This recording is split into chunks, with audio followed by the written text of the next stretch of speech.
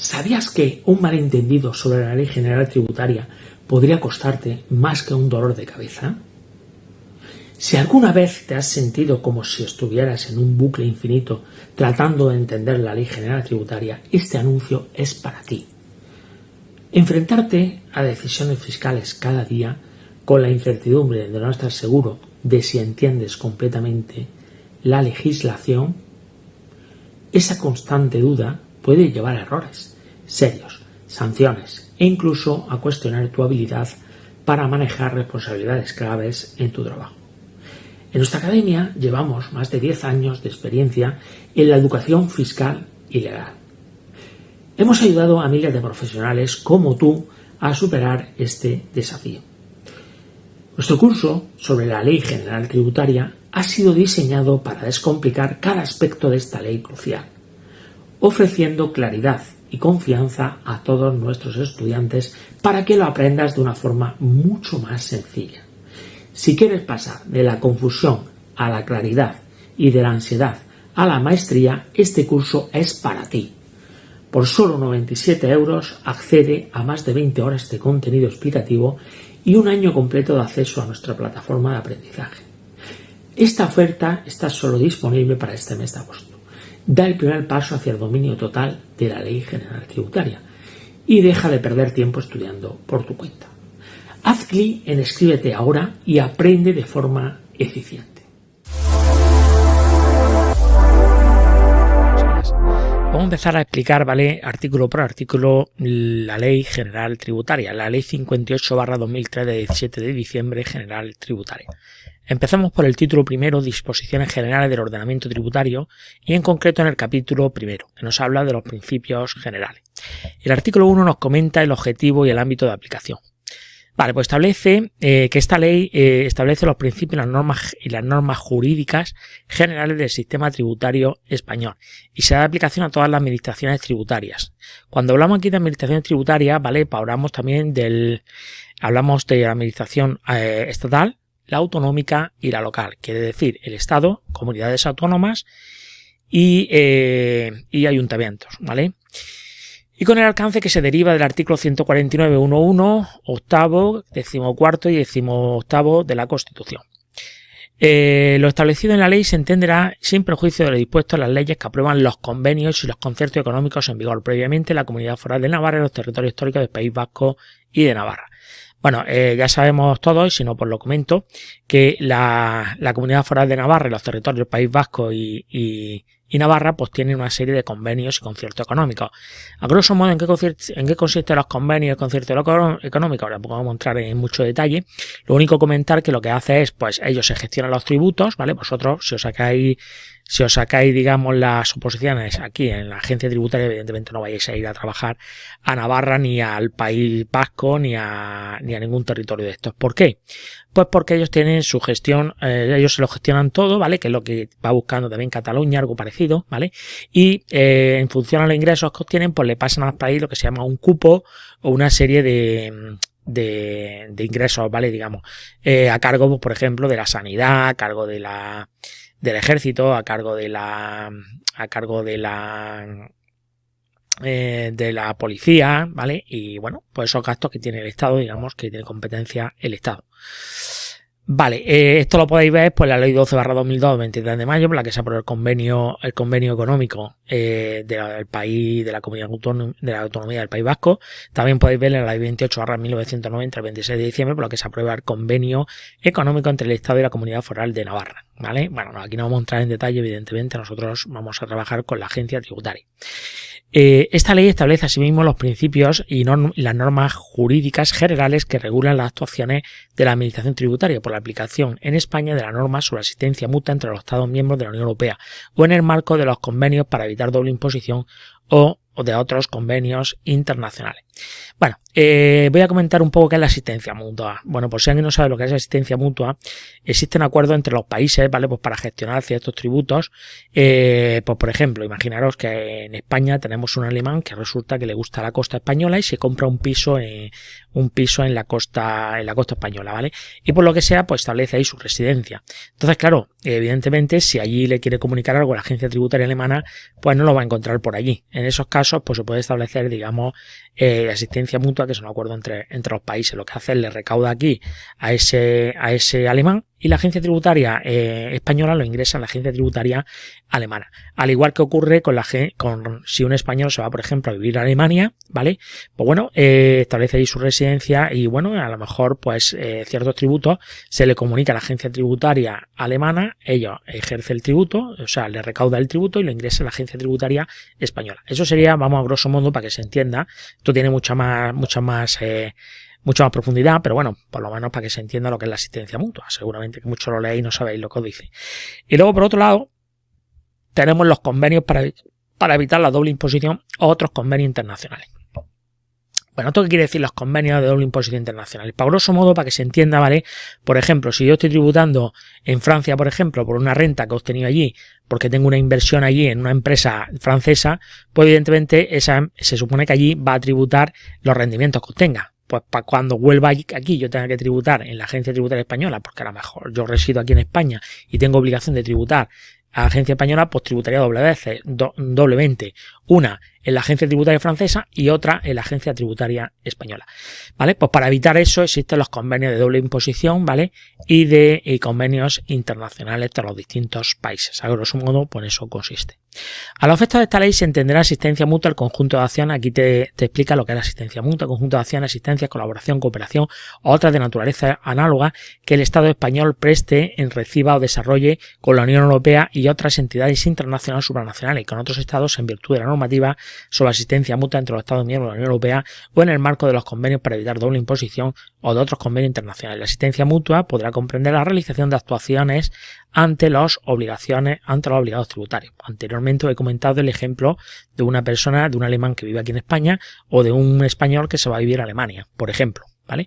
La asistencia mutua a la que se refiere este apartado participa de la naturaleza jurídica de la relación internacional a la que se refiere el artículo 149.1.3 de la Constitución. Vale, pues seguimos profundizando aquí y nos vamos ahora con el artículo 2. Bueno, vamos a comenzar con el artículo 2, conceptos, fines y clases de los tributos. El artículo 2 es muy importante. O sea, todo lo que no esté aquí se puede considerar ingreso público, pero no tributario. Quiere decir, todo lo que aparezca en la definición del artículo 2 se considera ingresos públicos tributarios, ¿vale? Por lo tanto, los tributos son los ingresos públicos que consisten en prestaciones pecuniarias exigidas por la administración pública, como consecuencia de la realización del supuesto de hecho que la ley vincula el deber de contribuir, con el fin primordial de obtener los ingresos necesarios para el sostenimiento de los gastos públicos, ¿vale? Bueno, esto es muy importante, como digo, son ingresos públicos, son ingresos que establece la administración pública, que consisten en prestaciones pecuniarias exigidas, quiere decir, consiste en una prestación pecuniaria, es decir, en dinero, ¿vale? Algo, tú haces, te tomas un café y eso te obliga, ¿vale? Pues a pagar un impuesto. Se supone que tienes capacidad económica, por lo tanto te obliga a pagar un impuesto, ¿vale? Por una administración pública, puede ser autonómica, estatal o local. Como consecuencia de la realización del supuesto de hecho al que la ley vincula el deber de contribuir. Por ejemplo, si tú te tomas un café, pues la ley te obliga a que pagues el IVA de ese café, por ejemplo, ¿vale? Entre otros supuestos. Con el fin primordial de obtener los ingresos necesarios para el sostenimiento de los gastos públicos. Efectivamente, lo que se pretende, digamos, con los tributos es financiar los gastos públicos.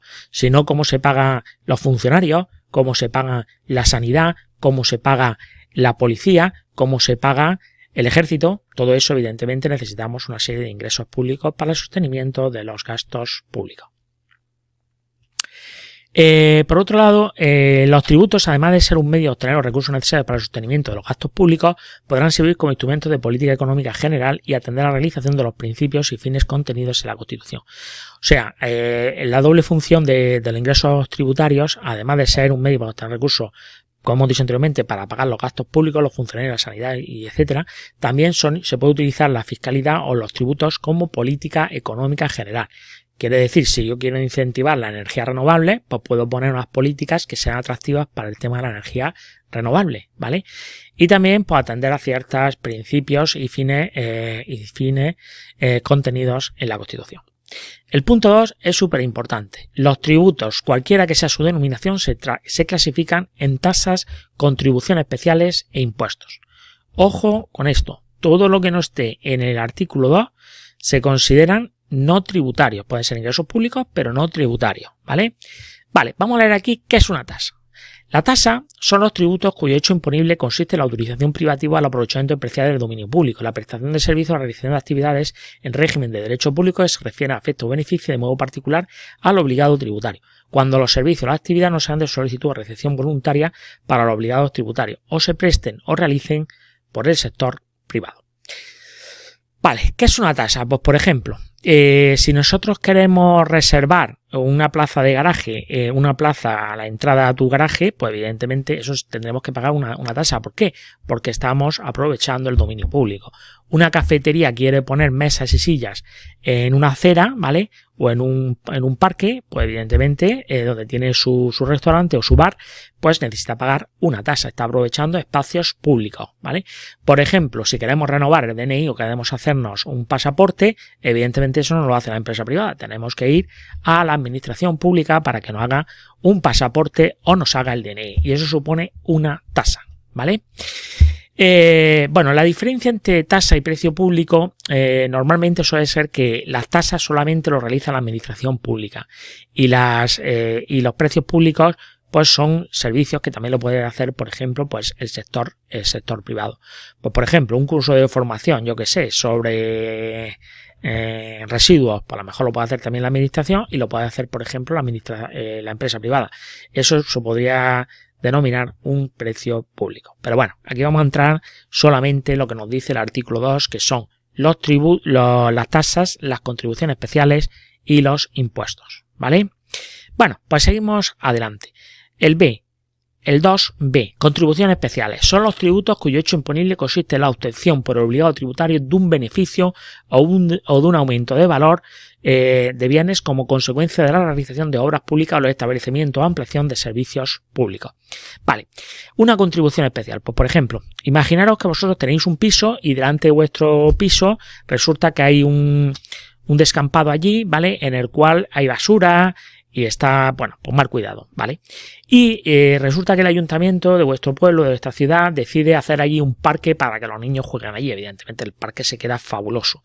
Evidentemente vuestra vivienda no va a valer igual con el parque que ha hecho la administración a través de una obra pública que con el parque, que con el solar que había anteriormente lleno de residuos, lleno de escombros, lleno de caca de perros, lleno de caca de personas, en fin, no es lo mismo, ¿vale? Por lo tanto, como consecuencia de esa obra pública, tenéis que pagar más IBI cuando venga vuestro recibo de la contribución, el impuesto de bienes inmuebles, pues evidentemente es una contribución especial, tenéis que pagar más impuestos, porque como consecuencia de esa obra pública, vuestro inmueble se ha apreciado, quiere decir que tiene más valor en el mercado.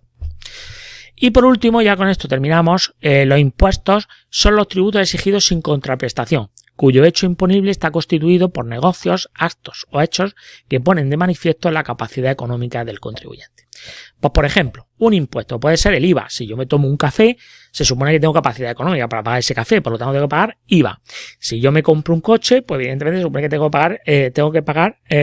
capacidad económica, por lo tanto tengo que pagar impuesto de matriculación, tengo que pagar el impuesto de el IVA que corresponda, en fin, por los distintos impuestos. Si yo me compro un piso, pues evidentemente se supone que tengo capacidad económica, por lo tanto tengo que pagar el impuesto, que sería en este caso, si es primera construcción, sería el IBI, el IVA, perdón, y bueno, y actos jurídicos documentados y otras muchas cosas, ¿vale? Luego, por otro lado, si por ejemplo, pues nosotros nos tomamos, como digo, nos tomamos una cerveza en un bar, pues evidentemente tenemos capacidad económica y tenemos que pagarlo. Y así, pues muchos ejemplos más. Pues nada, amigos, con esto terminamos el vídeo de hoy y seguiremos comentando más artículos de la Ley General Tributaria. Os recuerdo que podéis suscribiros al canal, os dejo abajo los enlaces por si queréis prepararos las oposiciones con nosotros. Gracias, millones de gracias.